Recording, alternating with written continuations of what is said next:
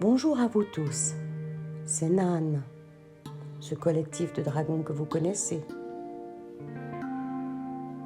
Je suis content de vous parler, même si la période est tumultueuse. Et c'est pour ça que j'avais besoin de vous parler de l'énergie du moment, de la tumulte, de l'intensité, et qui en découle, bien entendu, de nombreuses difficultés pour vous les humains, pour vos animaux domestiques, surtout ceux qui sont proches de qui vous êtes. L'énergie est puissante et je ne peux pas vous rassurer en disant qu'elle va changer. Oh que non. La Terre change et beaucoup. Elle se désaxe, elle soupire.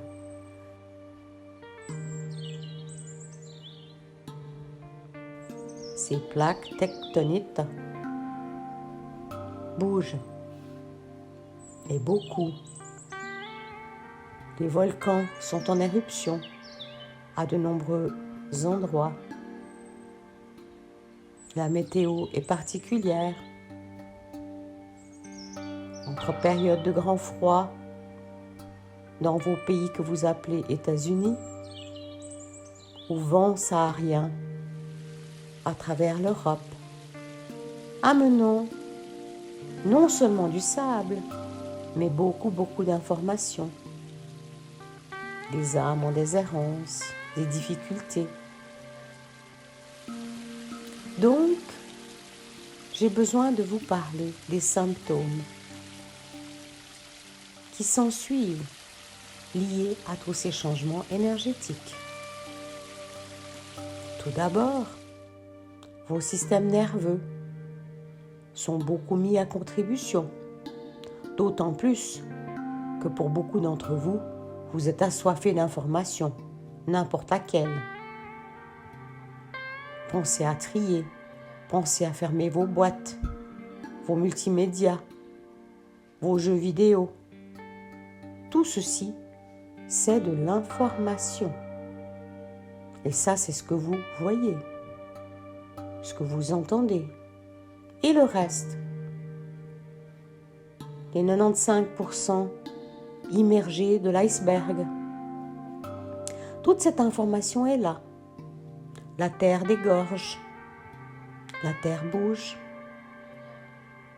les traumas anciens remontent, peut-être les vôtres, celles de votre enfance, celles de votre grand-père ou de votre grand-mère, celles d'un aïeul lointain, mais aussi ceux beaucoup plus cachés de ce qui s'est passé à travers les millénaires de la planète Terre.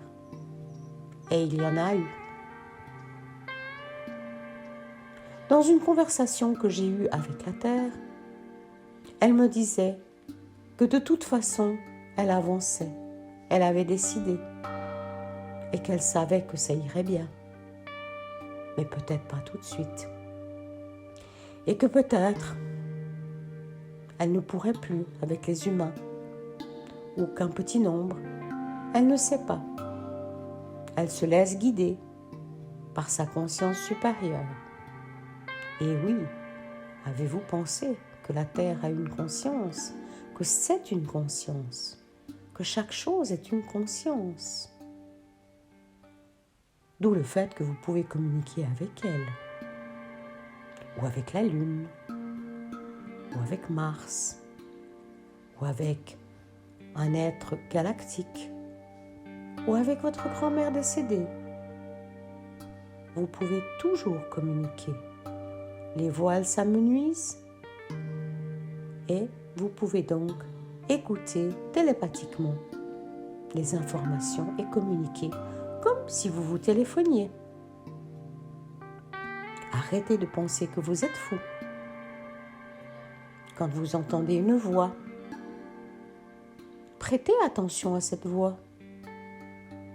Ne lui donnez pas forcément crédit, mais prêtez attention. Si cette voix vous dit d'aller sauter par-dessus le parapet du pont. Ah, foutaise! Posez-lui la question pourquoi elle vous dit ça. Peut-être qu'elle-même a fait ça et qu'elle a besoin d'aide. Toutes ces voix sont là. Toutes ces âmes sont là.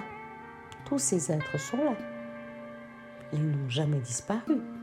Simplement, pendant toute une période, personne, ou que les êtres les plus sensibles, ceux qu'on dit dans votre société occidentale comme fous.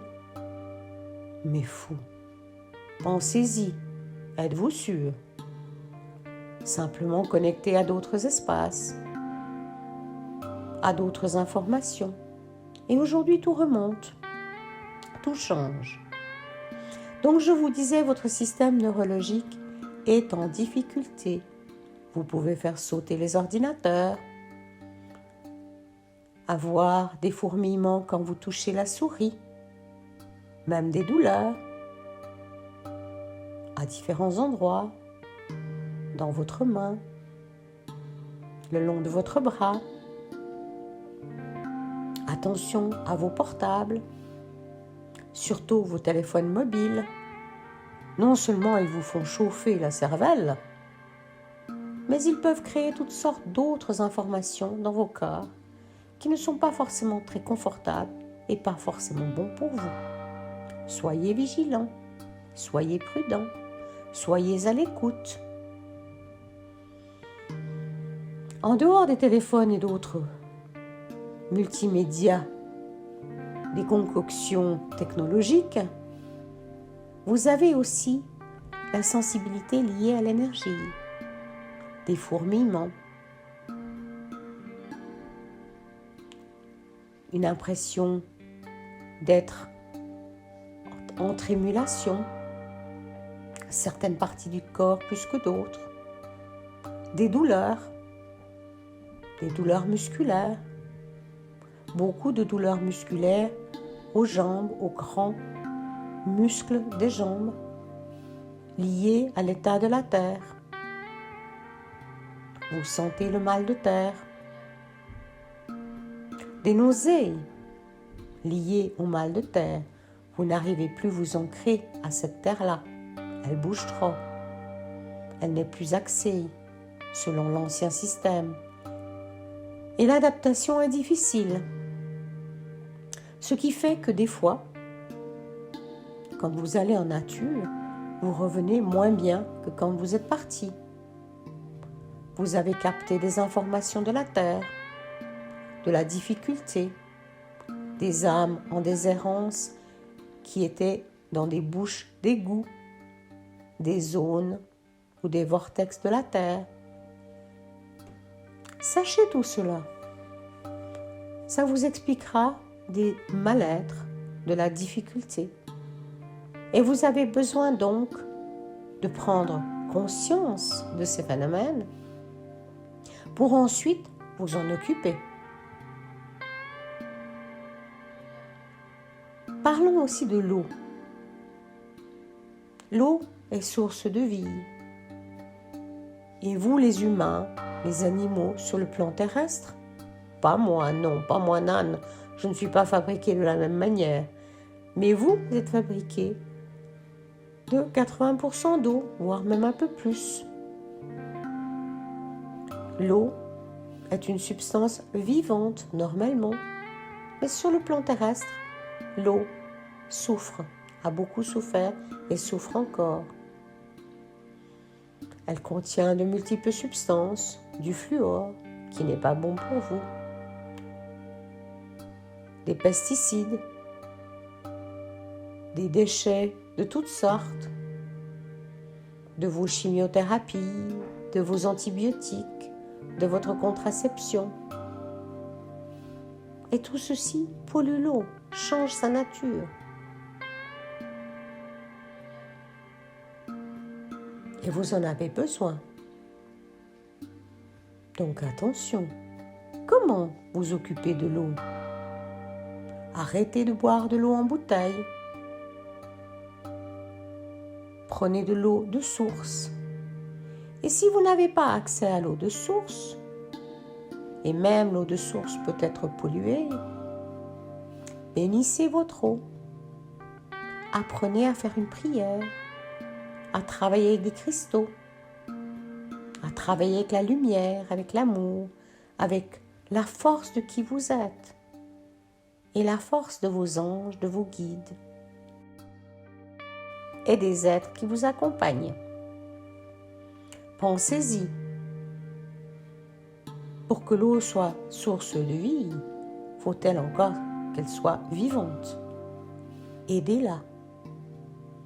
Et pensez à votre scientifique japonais, Emoto Zuhu,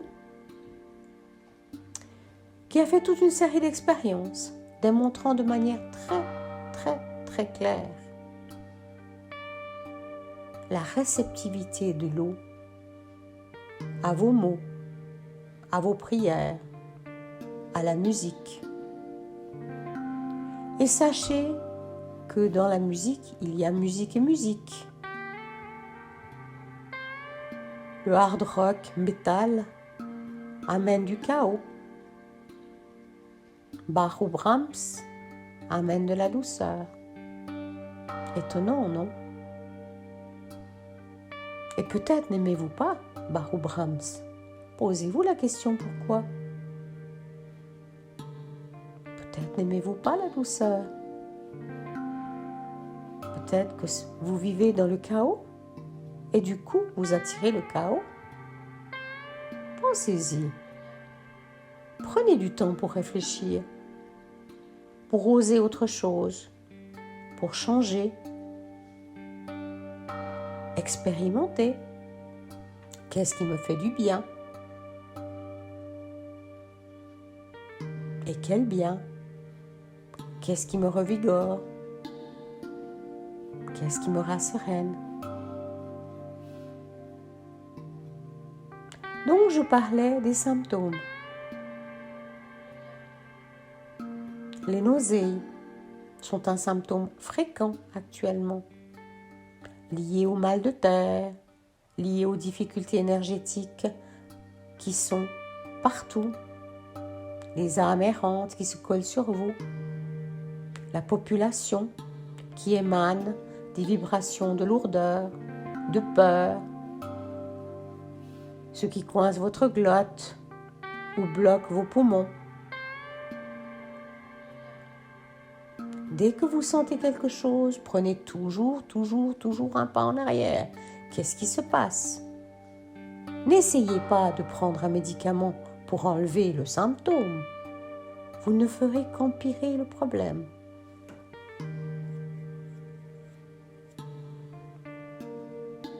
Rappelez-vous aussi que l'air que vous respirez peut être difficile. Arrêtez le tabac. N'en fumez pas vos locaux. Pensez à mettre suffisamment d'air frais, d'aller suffisamment dehors, d'utiliser des techniques de respiration qui vous conviennent et qui montent votre taux d'oxygénation sanguine.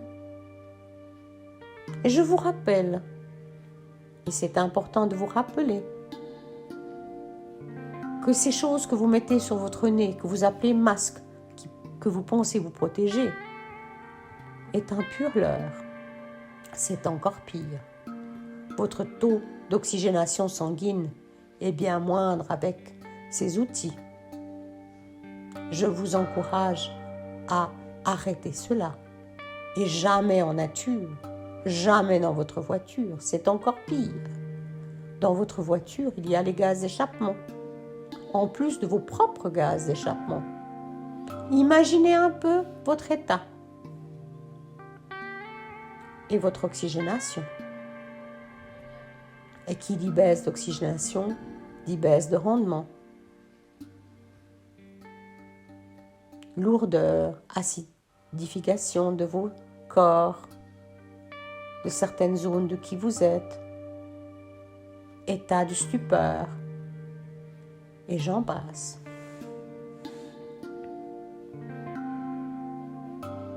Donc, vos poumons peuvent être fortement impactés par les états énergétiques du moment, mais aussi vos yeux, et vos muqueuses.